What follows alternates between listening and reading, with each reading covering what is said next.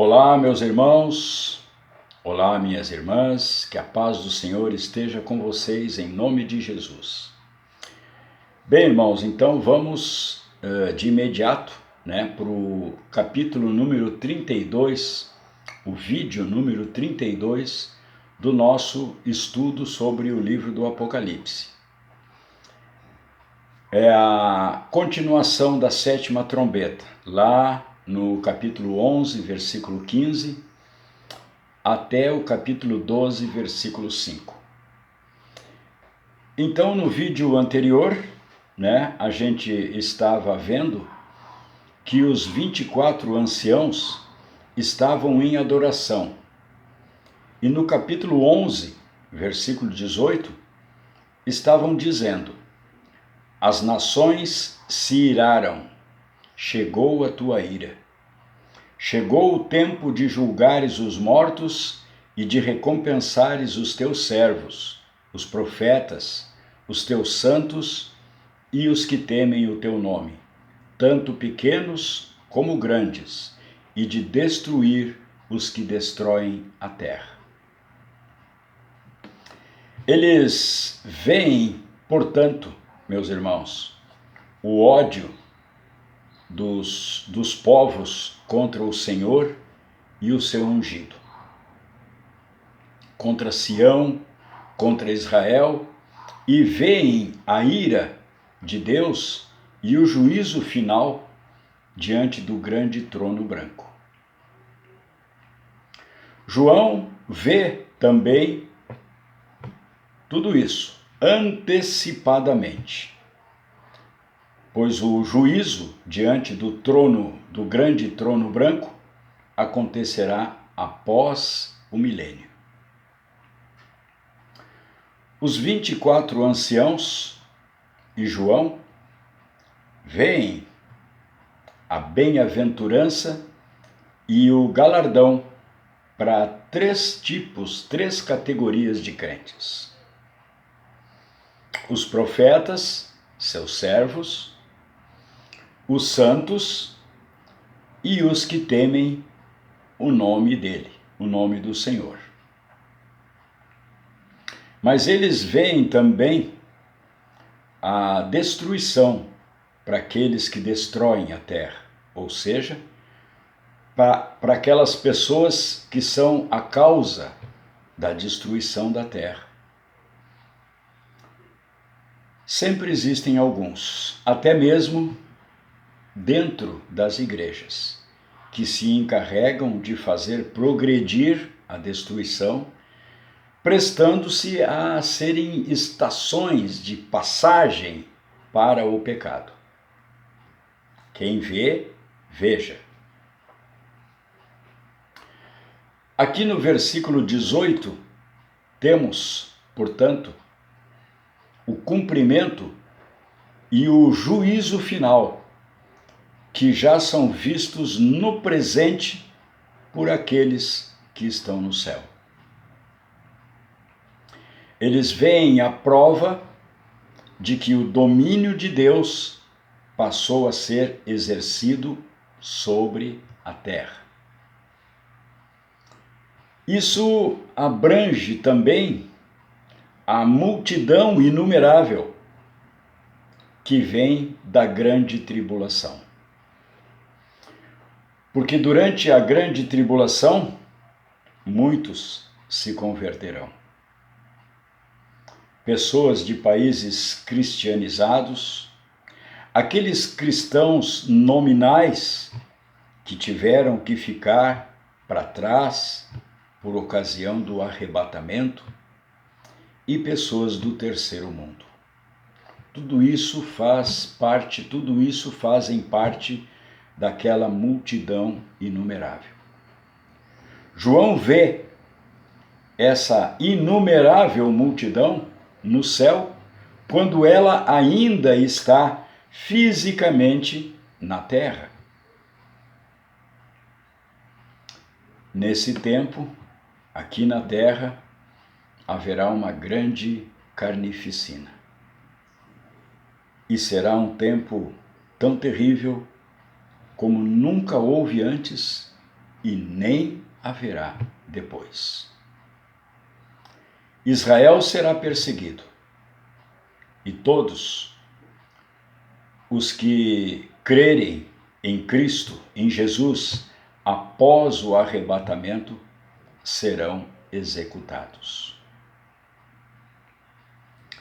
Essa, infelizmente, será a realidade para aqueles que ficarem aqui na terra por ocasião do arrebatamento e para aqueles que não deram ouvidos à pregação do Evangelho e não quiseram aceitar a salvação oferecida inúmeras vezes por Jesus através dos seus servos, através daqueles que pregam exaustivamente a palavra de Deus.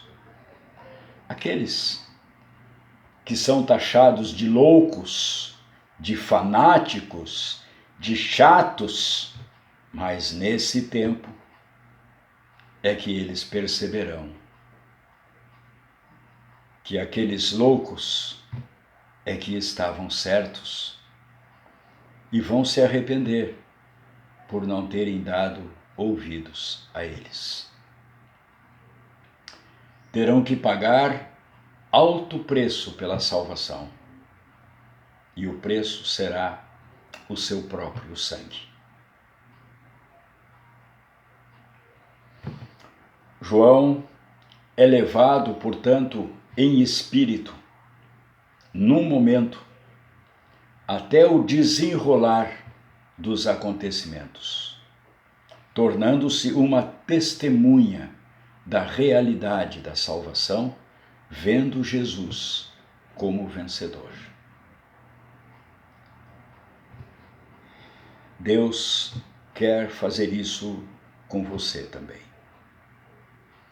Você também pode ver isso, essa realidade da sua salvação, em meio ao seu dia a dia escuro, quando você vê aumentar cada vez mais a pressão sobre a sua alma. Porque o nosso combate de fé é invisível, mas é real. A nossa luta não é contra a carne, mas contra as potestades das trevas que estão nas regiões celestiais, invisíveis, portanto. Temos que nos apegar, portanto, naquilo que não vemos e não naquilo que vemos. Servimos a Deus em espírito, firmados no chão da vitória. Assim nos é mostrado o que João vê ali no versículo 19.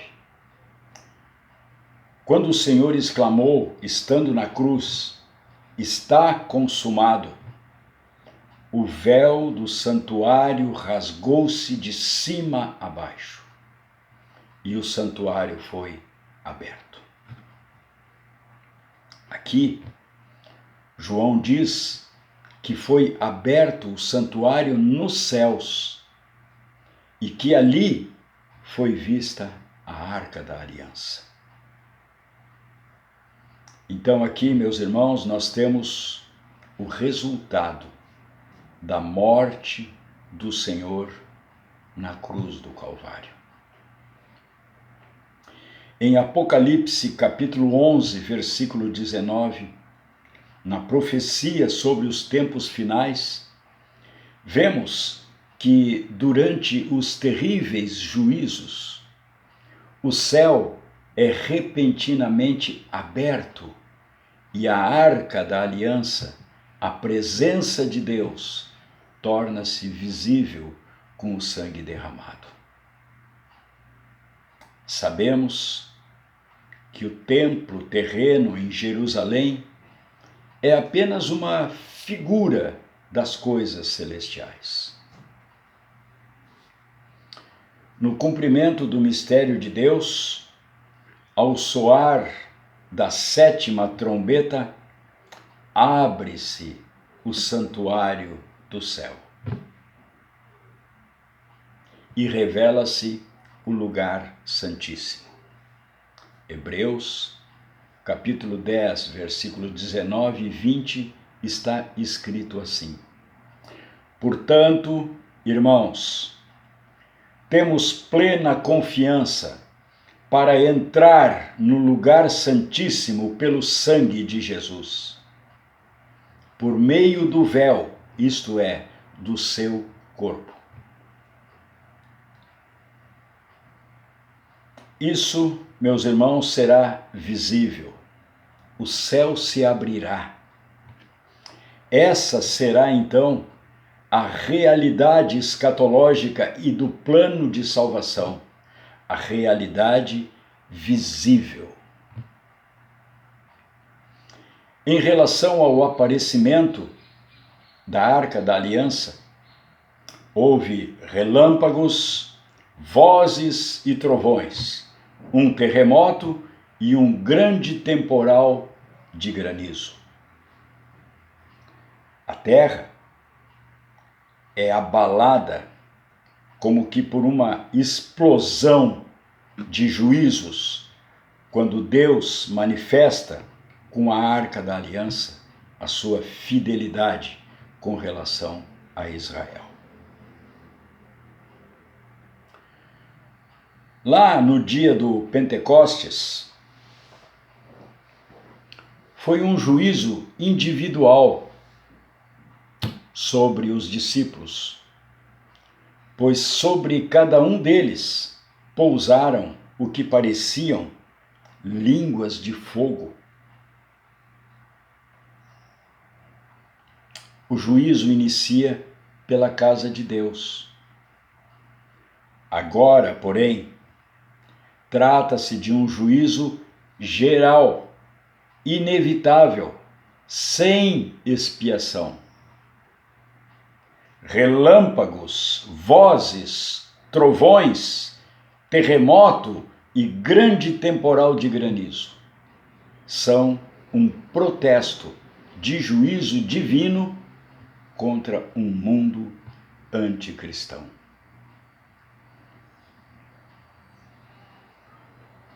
No próximo capítulo deste estudo, daremos continuidade a este assunto escatológico simplesmente fascinante e de suma importância, pelo menos no que me diz respeito. Será sobre o surgimento no céu de um sinal extraordinário. Uma mulher vestida do sol, com a lua debaixo dos pés. Nós vamos saber tudo sobre quem é essa mulher e o que ela representa. Não percam, meus irmãos, não deixem escapar o fio da meada. Grandes revelações estão a caminho, graças ao Espírito Santo de Deus, que nos dá o entendimento. Bem-aventurado aquele que lê e guarda as palavras contidas neste livro. Que Deus te abençoe e fique na paz do Senhor Jesus. Amém.